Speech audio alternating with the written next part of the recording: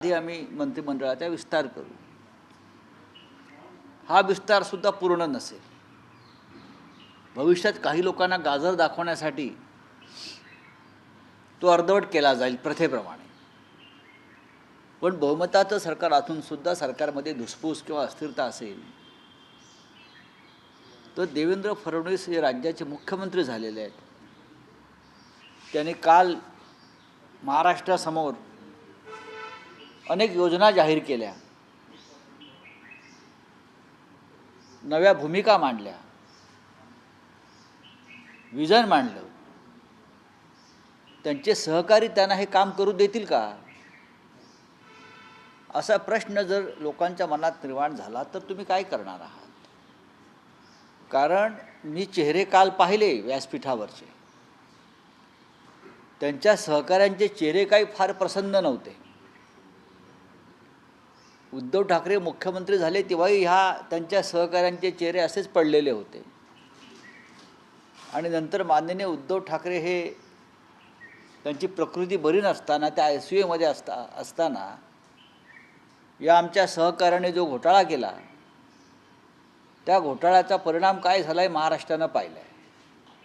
त्याच्यामुळे महाराष्ट्राला स्थैर्य लाभो अशी आमची ईश्वराकडे प्रार्थना आहे.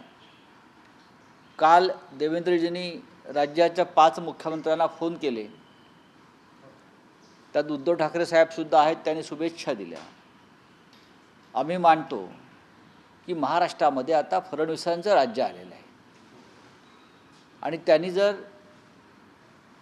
सगळ्यांना एकत्र घेऊन महाराष्ट्राच्या हितासाठी त्यांना मिळालेला कार्यकाल सत्काराने लावला तर नक्कीच आमच्या सगळ्यांच्या त्यांना शुभेच्छा आहेत. काल फडणवीसांनी असंही म्हटलं की विरोधकांची संख्या कमी आहे, मात्र ती संख्या बघून आम्ही त्यांना हे करणार नाही, त्यांनी आमच्याशी व्यवस्थित संवाद साधावा, आम्ही एकत्रितपणे जाऊ, पुढे जाऊ. तरच महाराष्ट्राला जर पुढे न्यायचं असेल तर मागच्या 5-7 वर्षामध्ये जे सुडाचं राजकारण राज्यामध्ये केलं त्याची सुरुवात आम्ही केली नाही. महाराष्ट्रात सुडाचं राजकारण करण्याची सुरुवात ही भारतीय जनता पक्षाकडून झाली. ED, CBI, पोलीस यांचा वापर आम्ही कधीच केला नाही. विरोधकांशी आम्ही कायम प्रेमानं वागलो. बाळासाहेब ठाकरे असतील, हिंदुहृदय सम्राट किंवा यशवंतराव चव्हाणांचा वारसा या महाराष्ट्राला लाभलेला आहे. विरोधकांशी कसं वागावं हे आम्हाला चांगलं माहिती आहे.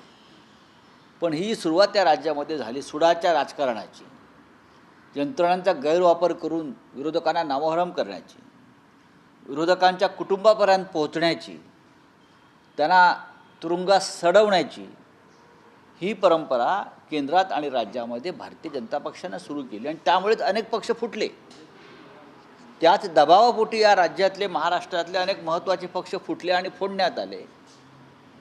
आता ह्याचा जर साक्षात्कार आमच्या नवीन राज्यकर्त्यांना झाला असेल की योग्य नाही, राज्याच्या विकासासाठी आताही करणं बरोबर नाही आणि आम्हाला आता पूर्ण बहुमत आम्ही मिळवलेलं आहे किंवा खेचून घेतलेलं आहे, तर नक्कीच या राज्याला भविष्यामध्ये चांगल्या गोष्टी घडताना आम्हाला पाहता येतील आणि आम्ही जरूर सहकार्य करू. शेवटी